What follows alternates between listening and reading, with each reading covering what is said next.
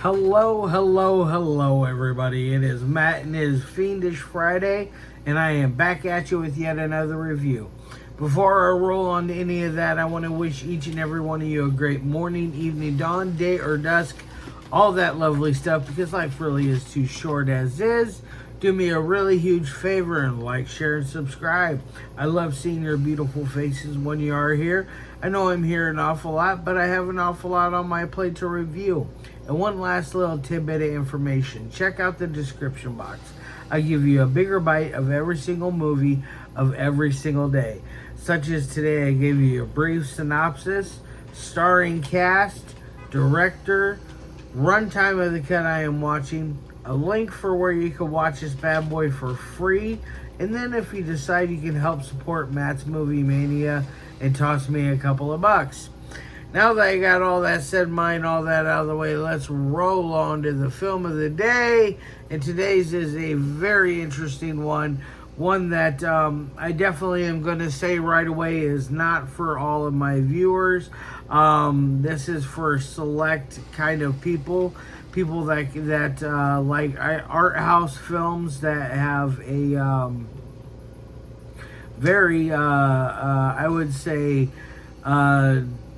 disheveled type story where it gives it to you in very small fragments over a period of 1 hour and 21 or 22 minutes. I can't remember exactly, but either way, it's an interesting story. It is Disintegrated is the name of the film.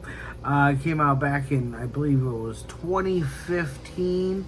It is starring, what is her name? Leigh is her last name. But directed by David R. Williams, which this will be, gosh, I don't know how many films. I think 3 or 4 now of his that I've gotten a chance to watch and review. I think this is 3. But anyways, that's neither here nor there. What exactly is Disintegration about? Well, it starts out with a girl who is completely naked, covered from head to toe in blood.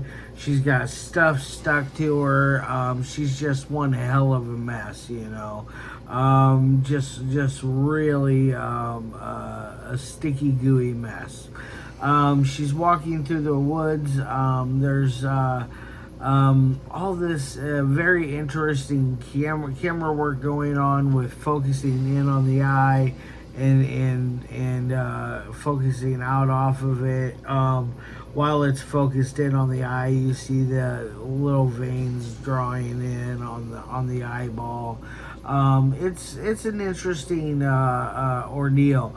And then they also switch back and forth between color and black and white a few times, where it also is extremely effective, and I really liked that part of it.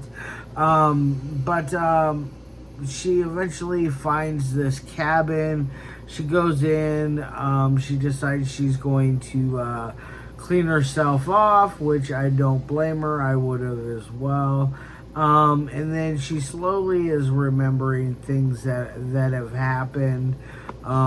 She was pregnant at one point. You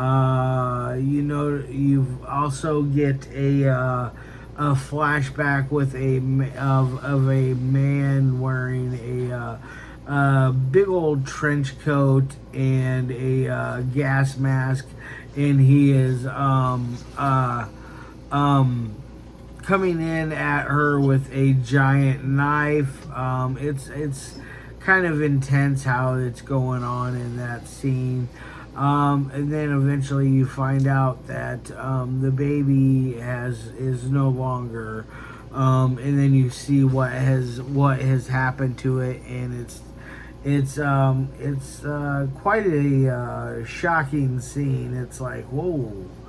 That's brutally rough, you know, because she does eventually find the baby, and that's what makes it so like brutal. Like it's mind numbing, I would say. But she eventually goes on and goes further, and she starts to remember more and more of what happened. It's quite an interesting little film. This is. It's got lots of layers. It is a very slow burn.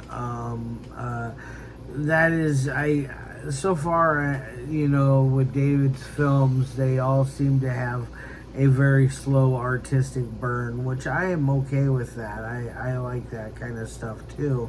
So I'm not just in it for the gore and all that stuff.